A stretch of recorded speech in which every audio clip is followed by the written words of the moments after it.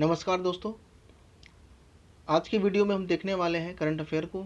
ये जो current affair है ये मई 2019 से अगस्त 2020 की है और इसके बाद मैं सितंबर, अक्टूबर, नवंबर, दिसंबर इन महीनों की करंट भी आपको प्रोवाइड कराऊंगा अलग से। इसके बाद आपके पास दिसंबर तक की करंट अफेयर हो जाएगी। UNESCO Guillermo Cano world press freedom award 2020 important news है। तो UNESCO Guillermo Cano world press freedom award किसको दिया गया है? तो ये दिया गया है जीनेत बेडोया लीमा को। और ये किस देश के हैं? तो ये हैं कोलंबिया के। कोलंबिया के ये प्रसिद्ध खोजी पत्रकार हैं। इस पुरस्कार का नाम कोलंबिया के पत्रकार गिलेर्मो कैनो इसाजा के नाम पर रखा गया है। तो बस आपको ये याद रखना है कि यूनेस्को द्वारा जो Guillermo Cano world press freedom award 2020 का दिया गया है, ये किसको दिया गया है? तो उनका नाम है जीनेत बेडोया लीमा। ये कहाँ के हैं? ये हैं कोलंबिया के। और आप बाकी चीज़ें भी याद रखना चाहो तो रख सकते हो। सिद्धार्थ वरदराजन की, भारतीय पत्रकार एवं द वायर के संस्थापक। द वायर आपने देखा होगा, यूट्यूब में चैनल भी है। चर्चा में क्यों है ये? ड्यूस वैले फ्रीडम ऑफ स्पीच अवार्ड 2020 के लिए ये चुने गए हैं। और जो ये ड्यूस वैले फ्रीडम स्पीच अवार्ड है ये किस देश का है? तो ये है जर्मनी का। इम्पॉर्टेंट न्यूज़ है ये। टीएस तिरुमूर्ति, तो भारतीय विदेश सेवा के वरिष्ठ अधिकारी हैं ये। केंद्र सरकार द्वारा संयुक्त राष्ट्र में भारत के नए स्थायी प्रतिनिधि नियुक्त किए गए हैं।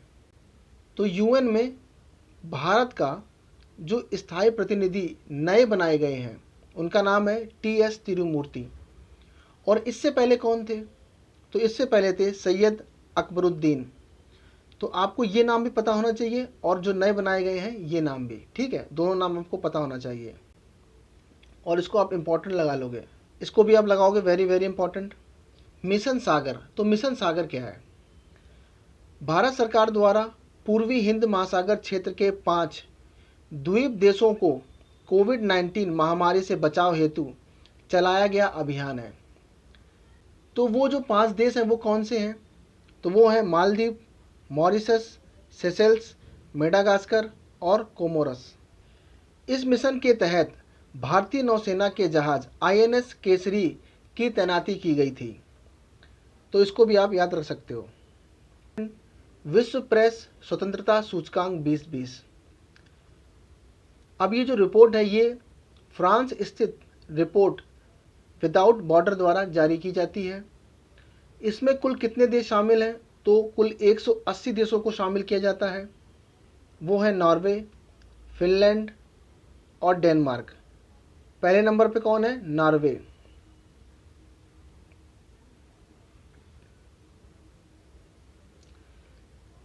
अब निम्नतम 5 देश कौन से हैं?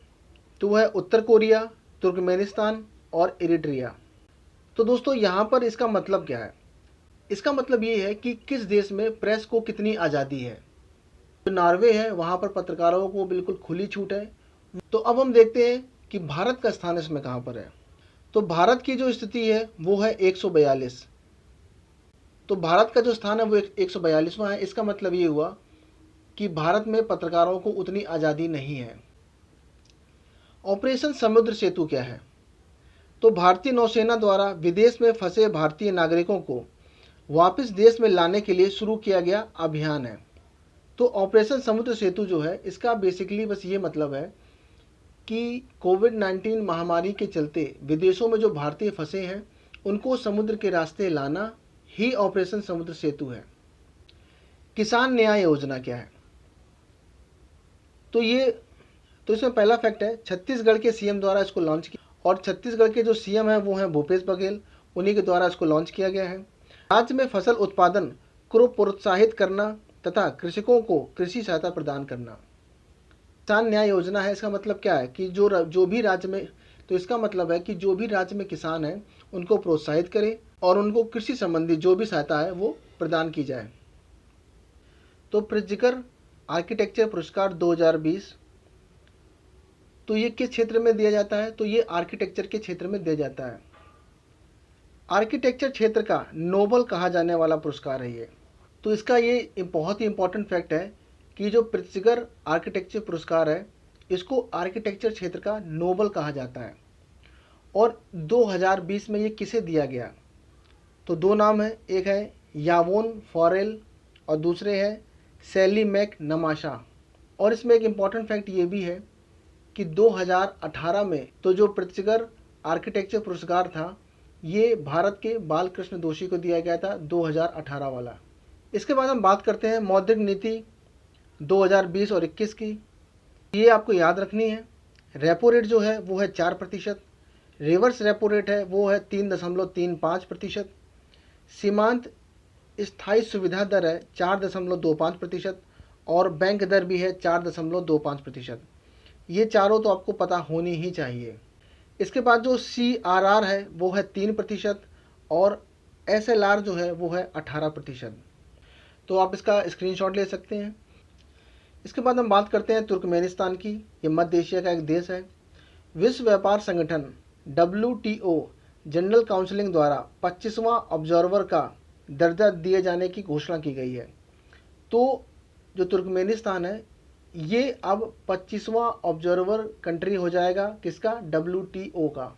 इंपॉर्टेंट न्यूज़ है, रीवा अल्ट्रा मेगा सोलर परियोजना प्रधानमंत्री द्वारा वीडियो कॉन्फ्रेंसिंग के जरिए राष्ट्र को समर्पित 10 जुलाई 2020 को। इसकी जो टोटल क्षमता है वो है 750 मेगावाट। तो 750 मेगावाट की इस परियोजना की 250 मेगावाट की 3 सौर उत्पादन इकाइयाँ स्थापित की गई हैं। यह भारत में और एशिया में सबसे बड़ी सिंगल साइट परियोजना है।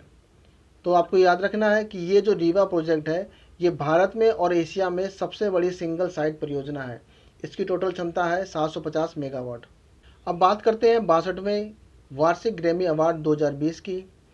वितरण समारोह जो था वो था Los Angeles. Song of the year था bad guy. Album of the year था when we all fall asleep where do we go. Grammy award में आपको याद रखना है कि ये कौन से नंबर का था? तो ये था 62। सेकेंड चीज़ ये कि जो ग्रैमी अवार्ड है ये किस विषय पर दिया जाता है? तो ये गानों पर दिया जाता है। जैसे जो ऑस्कर होता है वो फिल्मों पर दिया जाता है, तो ग्रैमी अवार्ड है ये गाने पर दिया जाता है। थर्ड चीज़ आपको याद रखनी है कि वितरण समारोह क्या है? तो है लॉस एंजलिस। और fourth cheese song of the year क्या है? तो वो है बैड गाय। तो सॉन्ग ऑफ द ईयर कहाँ दिया गया, कौन से नंबर का था और ये किस विषय में दिया जाता है? बस ये 4 चीज़ें आपको पता होनी चाहिए ग्रैमी अवार्ड से संबंधित। रेमन मैग्सेसे पुरस्कार। रेमन मैग्सेसे पुरस्कार 2020 में दिया नहीं गया है, तो आपको 2019 का पता होना चाहिए। कितने लोगों को दिया गया था? तो 5 लोगों को। भारत का इसमें कौन था? तो वो थे रवीश कुमार जो NDTV के पत्रकार हैं। वेरी इंपॉर्टेंट न्यूज़ है ये। 66वां राष्ट्रीय फिल्म पुरस्कार। राष्ट्रीय फिल्म पुरस्कार, राष्ट्रीय फिल्म पुरस्कार आपको पता होने चाहिए हर वर्ष के।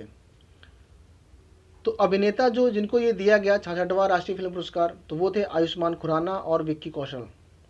इसके बाद जो अभिनेत्री थी उनका नाम है कीर्ति सुरेश। निर्देशक जो है वो है आदित्य धर और जो फिल्म है उसका नाम है हेल्लारो। तो ये 4 चीज़ें आपको पता होनी चाहिए। और ये कौन से नंबर का था? तो ये था 66। 20वां आईफा पुरस्कार। इसमें जो बेस्ट अभिनेता चुने गए हैं वो हैं रणवीर सिंह। बेस्ट अभिनेत्री जो चुनी गई हैं उनका नाम है आलिया भट्ट। जो निर्देशक चुने गए हैं उनका नाम है श्रीराम राघवन। और जो बेस्ट फिल्म चुनी गई है वो है राजी।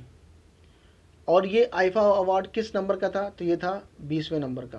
करते हैं 92वां ऑस्कर पुरस्कार।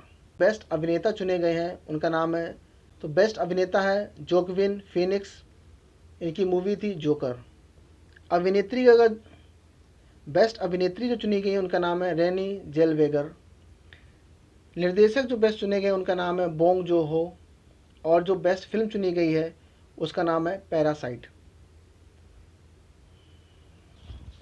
तो दोस्तों ये थे इंपॉर्टेंट करंट अफेयर। अगर आपको अच्छे लगे तो प्लीज़ आप इसको लाइक करो, शेयर करो, सब्सक्राइब करो। आपका दिन शुभ हो। बहुत बहुत धन्यवाद।